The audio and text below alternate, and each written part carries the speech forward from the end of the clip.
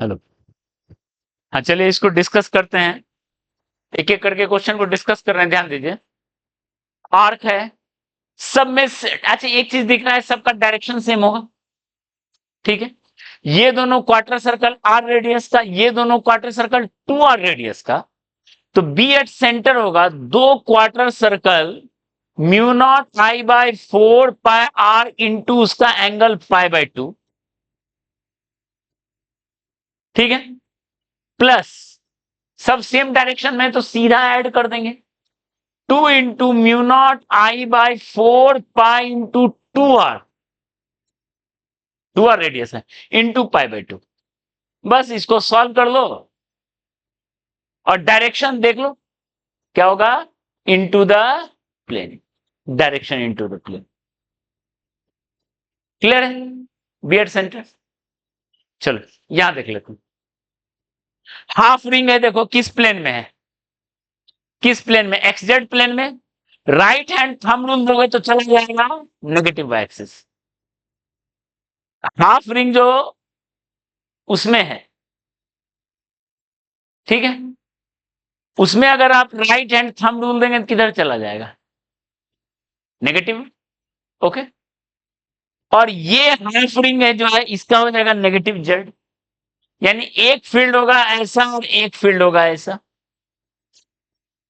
Mu not I bye 4πr होता है half ring का, नहीं 4r नहीं 4r माइनस जे कैप, और ये हो गया mu not I by 4r minus K cap, और दोनों को आप ऐड कर दो, that is the net field.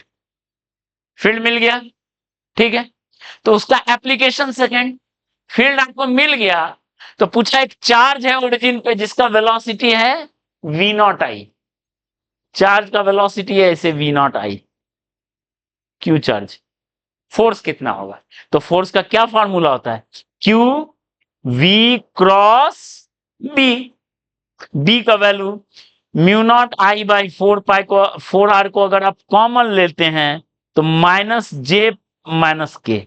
अब इसका क्रॉस प्रोडक्ट कर दीजिए तो Q V not mu not I by 4r, I cross minus J minus के, और आई क्रॉस माइनस के प्लस जे। इसका आंसर ये हो जाएगा mu naught sorry Q V not mu not I by 4r J minus के, जे माइनस के। देख लो क्रॉस प्रोडक्ट करो ना, I cross minus J and I cross minus K. ठीक है, ये हो गया, ये जेई में आया हुआ क्वेश्चन है। क्लियर है? चलिए नेक्स्ट, सेंट्रॉइड पे निकालना। तो तीन वायर का सेम डायरेक्शन में है, देखो करंट है ऐसे, इनटू इसका भी इनटू और इसका भी इनटू, तो सीधे हो जाएगा B at centroid equal to 3 times B due to wire होगा। पर बी ड्यू टू वायर निकालना थोड़ा सा परेशानी है। कैसे? वायर से पहले परपेंडिकुलर डिस्टेंस एल लेंथ है, पहले परपेंडिकुलर डिस्टेंस।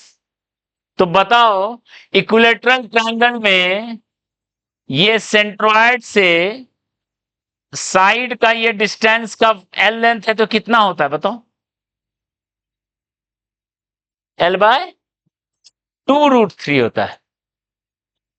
ये डिस्टेंस होता है एल बाय 2√3, पता है। मीडियन को 2:1 में बांट दीजिए। मीडियन जो है, ये मीडियन, ये l/2, ये l, ये √3 l/2, और इसको बाय दो पार्ट और 1 पार्ट में बांट दीजिए, तो 1 पार्ट जो होगा वही हो जाएगा। यही होता है ना? ठीक है, समझ में आ रहा है ना? मीडियन हो गया, मीडियन को 2:1 में बांटता है सेंट्रॉइड, तो 2 पार्ट ऊपर 1 पार्ट नीचे, 1 पार्ट जो आएगा वही हो जाएगा लेंथ। ये मिल गया l/2√3। और एंगल कितना होगा, ये 60 होगा, क्योंकि टोटल 180 है, 120 है। ओके, तो बता एक वायर का फील्ड होगा mu not I by 4πL/2√3 into sine 60 plus sine 60। Solve कर देंगे, क्लियर है? ठीक है, क्लियर है इतना? लेकिन देखो, एक ये बन जाता है, इस पे एक एक्स्ट्रा क्वेश्चन बताते हैं, ध्यान दीजिए। मान लो एक ट्रायंगुलर फ्रेम में ऐसे करंट इंटर किया और ऐसे निकला, वहां पर घूम रहा है सीधा, और यहां पे ऐसे इंटर किया और ऐसे निकला, और अब निकालना है आपको सेंट्रॉइड पे फील्ड, बी एट सेंट्रॉइड, तो वो हो जाएगा 0।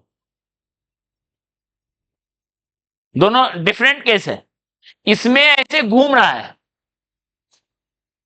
और इसमें ऐसे इंटर किया ऐसे निकला। इसका मतलब एक पार्ट करंट ऐसे गया और एक पार्ट ऐसे गया, दिख रहा है क्या? ओके,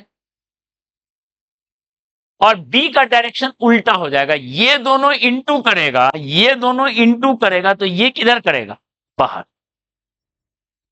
यानी सीधा 3 मल्टीप्लाई नहीं होगा, 2 का तो ऐड हो जाएगा और 1 सब्सट्रैक्ट होगा, 2 ऐड होगा और 1 सब्सट्रैक्ट होगा, ये पॉइंट समझ लीजिए। ओके, 2 ऐड हुआ और 1 सब्सट्रैक्ट हुआ, और नेट ऐसा हो गया कि 0 हो गया। क्यों 0 हो गया, देखो, 2 ऐड होगा, तो अगर मान लेते हैं इसमें गया I1 करंट, इसमें गया I2 करंट, तो पहले I1 I2 को निकाल लेते हैं कितना। बताओ, पैरेलल में जब बढ़ता है, इस तरीके से बढ़ता है करंट,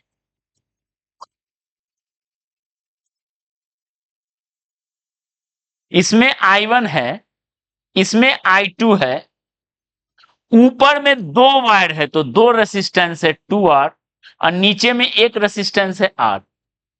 तो किस रेशियो में करंट बढ़ता है, उल्टा रेशियो में बढ़ता है। I1/I2 क्या होगा बताओ, 1:2, 1:2 में बटा। यानी अगर I करंट इंटर किया तो इसमें गया I/3 और इसमें गया 2I/3, दिख रहा है? ओके, ठीक है, तो बताओ I/3 का 2 वायर है, वो इनटू प्रोड्यूस कर रहा है, उसको एग्जैक्टली नलीफाई करेगा 2I/3 का एक वायर। I/3 का 2 वायर इनटू द प्लेन जो कर रहा है, उसको एग्जैक्टली उल्टा करेगा 2I/3 का एक वायर। म्यू नॉट आई है तो आई की जगह डबल हो गया, तो नेट फील्ड क्या हो जाएगा सेंट्रॉइड पे। क्लियर है, ये पॉइंट क्लियर है? ओके, होपफुली 1 2 3 क्वेश्चन क्लियर है, 4 5 बताते हैं। ओके,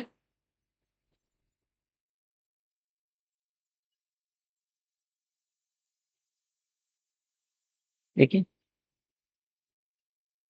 4 5 देखिए,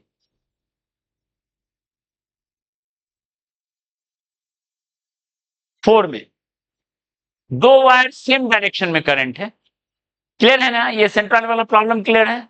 इसका ये एक्सटेंशन भी समझ में आया कि बी वहां 0 क्यों होगा।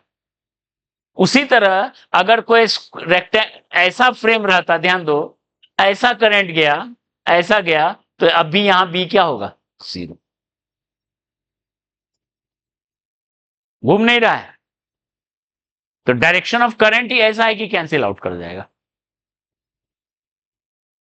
ठीक है,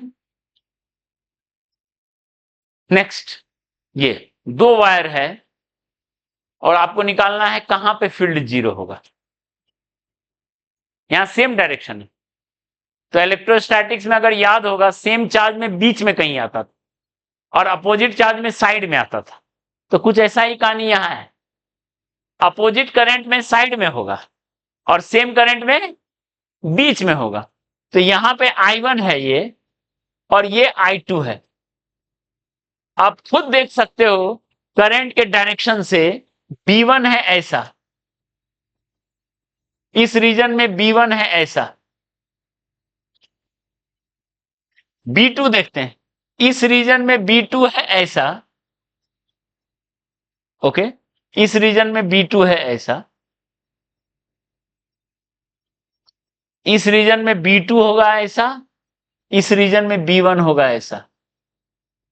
तो अब देखो साइड में तो ऐड हो गया, साइड में कैंसिल, बीच में कैंसिल होगा। तो मान लेते हैं यहां से R1 डिस्टेंस और यहां से R2, तो B1 इक्वल टू B2 होना चाहिए।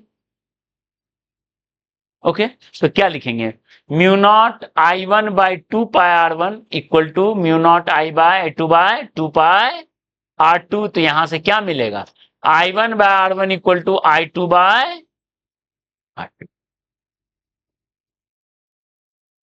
क्लियर है, इस रेशियो में, यानी R1 बाय R2 किस रेशियो हो गया बताओ, I1 बाय I2, यानी 10 बाय 5, 2:1 में बांटना है। 9 सेंटीमीटर को 2:1 में बांटना है, मतलब यहां से 6 सेंटीमीटर और वहां से 3 सेंटीमीटर। क्लियर है, यहां पे बी नेट क्या होगा, 0। Done, okay. लास्ट, पांचवा, ठीक है,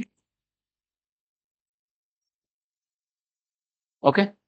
पांचवा देखो, इनफाइनाइट वायर है, इनटू है, देखो इनफाइनाइट वायर है, इनटू है, इसका फील्ड का डायरेक्शन क्या होगा, यहां पे फील्ड का होगा ऐसा, यहां होगा ऐसा, और यहां है ऐसा। दिख रहा है क्या फील्ड का डायरेक्शन, ओके। और सारा डिस्टेंस 5 मीटर है, देख लो सारा डिस्टेंस 5 मीटर है, 3 और 4 है तो 5 हो गया डिस्टेंस। तो बी का जो वैल्यू है म्यू नॉट बाय 2 पाई, क्या होता है formula, mu naught I by 2 pi R. Value देखो, म्यू नॉट बाई 2 पाई का वैल्यू होगा 2 इंटू 10⁻⁻7, क्योंकि म्यू नॉट बाई 4 पाई का वैल्यू क्या था, 10⁻⁻7। तो 2 पाई का वैल्यू क्या हो गया, 2 इंटू 10⁻⁻7 इंटू आई है 10 एम्पियर और आर का वैल्यू है 5, यहां से 2 गया, तो 4 इंटू 10⁻⁻7 टेस्ला, ये तो हो गया फील्ड का वैल्यू। ठीक है, डायरेक्शन ये मान लो बी का वैल्यू है, डायरेक्शन इधर हो गया -I, हो गया, यहां किधर हो गया -J, लेकिन यहां फंस गया है, कैसे, अच्छा +I होगा, सॉरी +I -J, हाँ +I -J, ठीक है, यहां फंस गया। तो आपको यहां निकालना पड़ेगा एंगल, ये जेई में आया हुआ क्वेश्चन है, इस पॉइंट पे वेक्टर में दिखाना है, वेक्टर में, ठीक है। तो ये एंगल है कितना, ये 3 और 4 है, तो ये एंगल कितना होगा बताओ, 53, क्योंकि tan थीटा जो है 4/3 होगा, यानी थीटा इक्वल टू 53 डिग्री, ये 53 डिग्री एंगल है। तो बताओ कैसे ब्रेक करेंगे, देखो ये बी है, अगर इसका हॉरिजॉन्टल और वर्टिकल लिया जाए तो ये हो गया 37 डिग्री, देखिए ये हो गया 37 डिग्री, तो ये हो गया 90-37, तो ये भी फिर हो गया 37, ठीक है, देखो करके देख लो, ये एंगल हो गया 37। तो अब बताओ, देख के बताओ, बी cos 37 इधर हो गया और बी sin 37, इसके साथ I लगाएंगे और इसके साथ -J लगाएंगे, यही हो गया फील्ड, ठीक है, cos 37 I -sin 37 J, minus के साथ। क्लियर है, होपफुली इतना क्लियर होगा।